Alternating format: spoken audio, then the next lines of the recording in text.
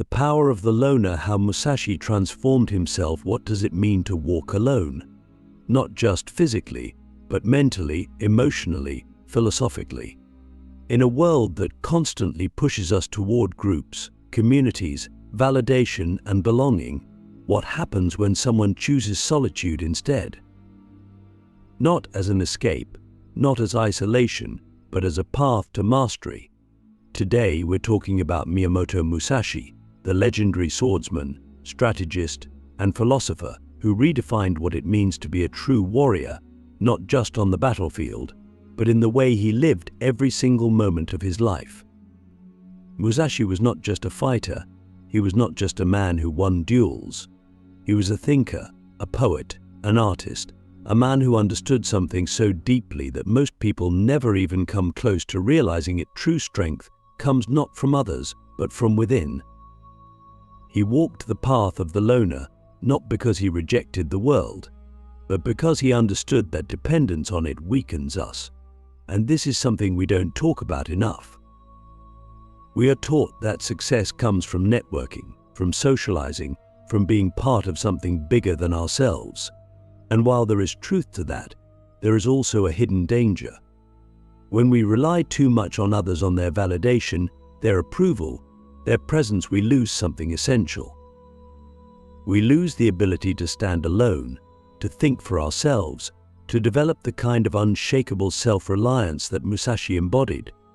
But here's the real question: do you actually know who you are when you strip away the influence of others? If your friendships, your social media, your job, your daily interactions were all taken away, who would you be? Would you still have purpose, or would you feel lost? Would you still have confidence, or would you crumble? This is why Musashi's journey matters. He wasn't just a swordsman perfecting his craft, he was a man perfecting himself. Click subscribe to this channel to get more topics you love. At the age of 13, Musashi fought and won his first duel. By 29, he had already defeated over 60 opponents, many of them master swordsmen.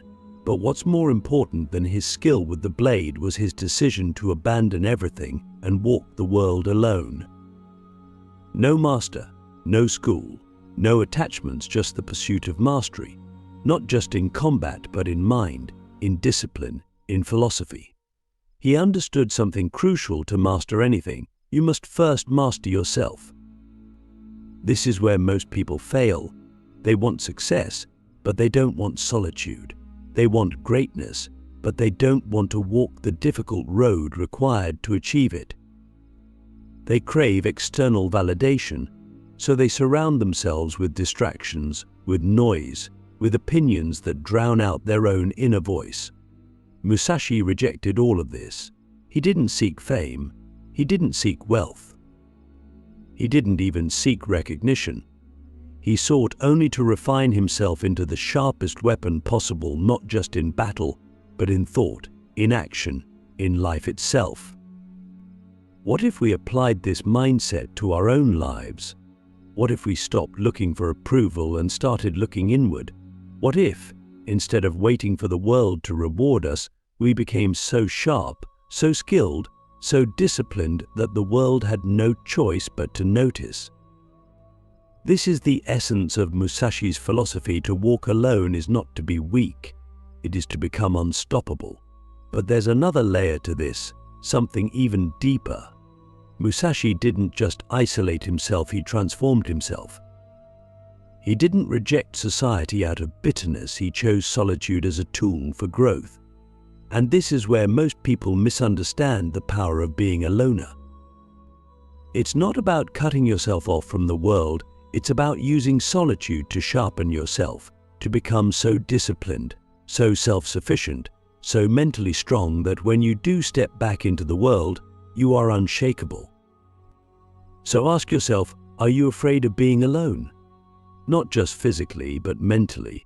Can you sit in silence with your own thoughts, without distraction, without needing constant input from others? Or does the thought of solitude make you uncomfortable? Because if it does, maybe that's exactly what you need. Maybe the thing you're avoiding being alone with yourself is the thing that will force you to grow the most. Musashi's path was not easy. It was brutal, demanding, relentless. But it forged him into something most people can only dream of: a man who relied on no one, feared nothing, and mastered everything he touched. And that's the real lesson here. Solitude is not a weakness. It is the forge where the strongest minds, the greatest warriors, and the deepest thinkers are created. The world tells you to seek comfort, to seek belonging, to seek validation. But what if the real power lies in seeking nothing but self-mastery? What if the greatest transformation comes not from others but from within? The warrior's mind, how Musashi mastered himself before mastering the world. There's a truth about strength that most people don't understand. It isn't about physical power. It isn't about dominance. It isn't even about skill.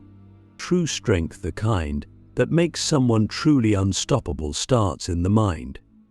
Before Musashi ever won a duel, before he ever became a legendary swordsman, he had already won the most important battle of all, the battle against himself. And that is what separates those who achieve greatness from those who remain trapped in mediocrity. Most people think mastery is about talent. They think it's about natural ability, about being born with something special. But Musashi proved that all of that is meaningless without the right mindset. He wasn't born a master. He wasn't born invincible. He became what he was because he understood something most people never will: discipline is greater than motivation. Motivation is fleeting. It comes and goes like the tide. One day you feel inspired, the next day you don't. If you rely on motivation, you will never achieve anything significant because the moment it fades, you stop. But discipline is different. Discipline is permanent. Discipline doesn't care how you feel. It doesn't care if you're tired, if you don't want to train, if you don't feel like pushing forward. Discipline is what keeps you moving forward when everything else tells you to stop. Musashi lived by this principle. He trained relentlessly, not because he was in the mood, but because he understood that mastery comes from repetition. He understood that to control the sword, he first had to control himself. And this is where most people fail, not because they lack talent, but because they lack control. They let emotions dictate their actions. They let distractions pull them away from their purpose. They make excuses instead of commitments. And then they wonder why they never achieve anything meaningful. But here's something even more important. Musashi didn't just train his body, he trained his mind. He understood that true mastery requires clarity, the ability to remain calm under pressure, to see things as they are, not as we wish them to be. He practiced detachment, the ability to step back from emotions, from desires, from fear itself, and see things objectively. And this is one of the most powerful lessons we can take from him. Think about your own life. How often do you let emotions control you? How often do you make decisions based on fear, based on insecurity, based on what others think rather than what you truly want? How often do you avoid discomfort, choosing the easy path instead of the difficult one that leads to real growth? This is why most people never reach their full potential, not because they aren't capable, but because they are controlled by things they don't even realize. Musashi's philosophy teaches something radical: to be truly powerful, you must master yourself before you try to master anything else. If you can't control your mind, you will never control your actions. If you can't control your emotions, you will never control your destiny. This is why he walked alone, not because he hated people, but because he knew that solitude forces you to face yourself. And when you face yourself, there are no excuses, no distractions, no lies to hide behind. Just the raw truth of who you are and what you need to change. But Musashi didn't stop at discipline. He understood something even deeper: adaptability is key to survival. He didn't cling to rigid techniques. He didn't believe in only one way of fighting. He believed in fluidity, in adjusting to whatever situation arose. And this wasn't just a battle strategy, it was a life strategy. So ask yourself, are you truly in control of your mind? Or are you a slave to your emotions? Are you disciplined, or do you only take action when you feel like it? Are you adaptable, or are you stuck in patterns that no longer serve you? Because if you want to transform yourself like Musashi did, you cannot just change what you do, you must change who you are. And that is the real lesson of the warrior's mind. It's not about strength. It's not about skill. It's about becoming the kind of person who cannot be shaken by anything, who cannot be controlled by anything, who moves through life with absolute clarity and purpose. That is the mindset that makes someone unstoppable. That is the mindset that turns an ordinary man into a legend. The art of no attachment, how Musashi freed himself from fear and weakness. There is a hidden force that controls most people, a force so subtle yet so powerful that it dictates nearly every decision they make. It's not intelligence, not skill, not even ambition. It's an attachment. Attachment to comfort, to identity, to the need for approval. Attachment to possessions, to relationships, to the illusion of security. And what Musashi understood, what made him so untouchable, so unshakable, was that attachment is the root of all weakness. To be free, to be truly powerful, you must learn to let go. Most people live their lives chained to things they don't even realize are holding them back. They are attached to the opinions of others, constantly adjusting themselves to fit expectations, terrified of rejection. They are attached to routine, clinging to what is familiar even when it no longer serves them, because change is uncomfortable. They are attached to success, to status, to the idea of who they think they should be, and so they live in fear of losing what they have, fear of failure, fear of anything that threatens the fragile identity they've built. Musashi rejected all of this. He walked away from wealth, from comfort, from the safety of belonging. He lived without a home, without attachments, without dependence on anyone or anything. Not because he wanted to suffer, but because he understood that the more you are attached to, the more you can be controlled. If you fear losing something, it owns you. If you need something, it weakens you. But if you let go, if you strip yourself down to nothing but your own mind, your own will, your own discipline, then nothing can break you. Nothing can take away your strength. And this is where most people fail. They seek power, but they refuse to let go of the things that make them weak. They want freedom, but they are unwilling to detach from the comforts that enslave them. They want to be fearless, but they still cling to all the things that create fear in the first place. Musashi understood that to be truly strong, you must need nothing. You must be able to walk away from anything at any moment, without hesitation, without regret. But here's the paradox: letting go doesn't mean you stop caring. It does not mean you live without passion, without purpose. It means you stop depending on anything outside of yourself. You stop defining yourself by what you own, by what you accomplish, by how others see you. You stop making choices based on fear of loss, and instead, you start making choices based on what truly matters. Think about your own life. What are you afraid to lose? What controls you without you even realizing it? Is it your reputation? The approval of your friends and family? Your material possessions? Your comfort? And what would happen if you let go of that fear? If you stopped caring about the things that don't truly define you? If you walked the world like Musashi did, unattached, unafraid, unstoppable? Because here's the truth: everything you are attached to is temporary. Your possessions, your status, your relationships, all of it can be taken from you. And if your sense of self, your confidence, your inner strength is built on those things, then you are living on borrowed time. The moment those things disappear, so does your power. But if your strength comes from within, if you have built yourself into someone who needs nothing, who fears nothing, then no loss, no setback, no failure can ever break you. Musashi's detachment was not cold. It was not isolation for the sake of isolation. It was clear. He saw the world for what it was: impermanent, unpredictable, uncontrollable. And instead of resisting that truth, instead of fearing it, he embraced it. He became fluid, adaptable, untouchable.